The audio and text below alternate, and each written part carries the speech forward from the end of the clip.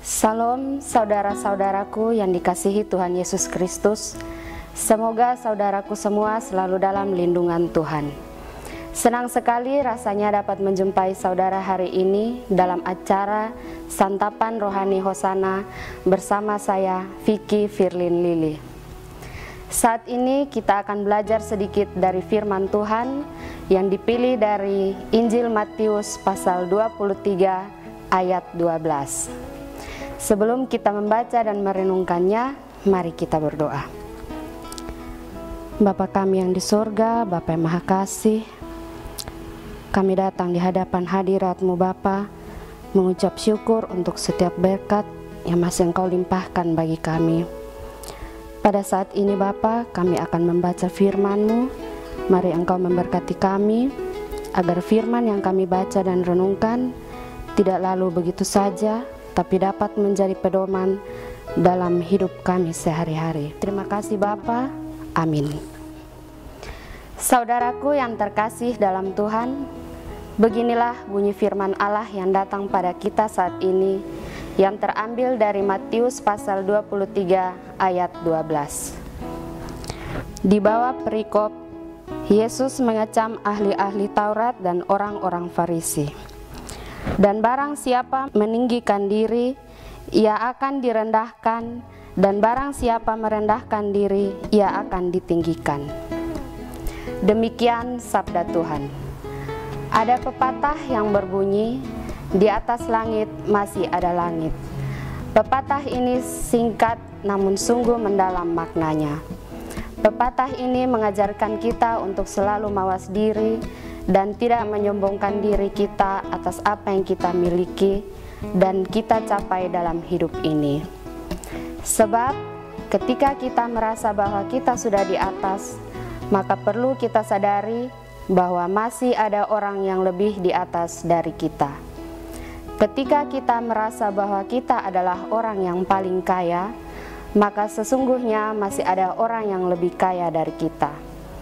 Ketika kita merasa bahwa kita adalah orang yang paling pintar, maka sesungguhnya masih ada orang yang lebih pintar dari kita. Ketika kita merasa bahwa diri kita lebih tampan atau lebih cantik, maka sesungguhnya masih ada yang lebih dari kita. Dan bukan hanya itu saja, Tuhan selalu berada di atas kita. Di mata Tuhan, apapun yang kita miliki dan yang kita capai selama ini, bukan karena kekuatan kita, sehingga tidak ada alasan untuk bermegah dan menjadi sombong, melainkan semuanya adalah karena berkat dan anugerah yang berasal dari Tuhan. Banyak orang berpendapat bahwa dosa yang paling dibenci adalah dosa kesombongan. Apakah itu benar atau tidak? Faktanya Tuhan bertindak sangat tegas pada kesombongan manusia. Perhatikanlah fakta-fakta Alkitab berikut ini. Yang pertama, mengenai pembangunan Menara Babel. Ketika dengan kesombongannya, manusia ingin membangunnya untuk mencapai langit, Tuhan menghentikan pembangunan menara, bahkan membuat mereka menjadi terserak. Yang kedua, Raja Nebukadnezar yang membanggakan dirinya dan kerajaan Babel. Tuhan menghukumnya sehingga ia menjadi seperti hewan makan rumput. Yang ketiga, Raja Herodes yang menganggap dirinya sebagai Tuhan, menyuruh rakyatnya untuk menyembahnya, sehingga Tuhan menampar Raja Herodes hingga tewas. Ini adalah tanda Tuhan pun ingin menghentikan kesombongan manusia. Mengapa Tuhan begitu membenci kesombongan manusia? Sebab kesombongan itu langsung berurusan dengan pribadi Tuhan sendiri, di mana Tuhan tidak ingin diduakan oleh apapun atau siapapun. Kesombongan berarti menyandingkan Tuhan dengan hal lain atau juga dengan pribadi kita sendiri. Padahal kita tidak akan bisa disandingkan dengan Tuhan Sang Pencipta. Tuhan tidak ingin ditandingi oleh yang lain. Ia ingin menjadi satu-satunya yang mengawasi segala ciptaannya. Itulah sebab hukum pertama dari 10 hukum yang diberikannya kepada umat Israel adalah agar tidak menduakannya. Karena itu, apapun yang kita miliki dan yang telah kita capai dalam hidup ini, hendaklah itu tidak membuat kita menjadi sombong. Sebab jika kita mulai meninggikan diri, maka Tuhan sendiri yang akan merendahkan kita. Ingatlah bahwa bukan hanya karena kita yang diberi kesempatan oleh Tuhan untuk berhasil. Untuk itu, jadilah orang yang rendah hati karena Tuhan mengasihi orang yang rendah hati, seperti Yesus sendiri yang telah menjadi teladan untuk kita semua tentang bagaimana hidup dengan rendah hati. Mari kita amini firman ini dengan doa.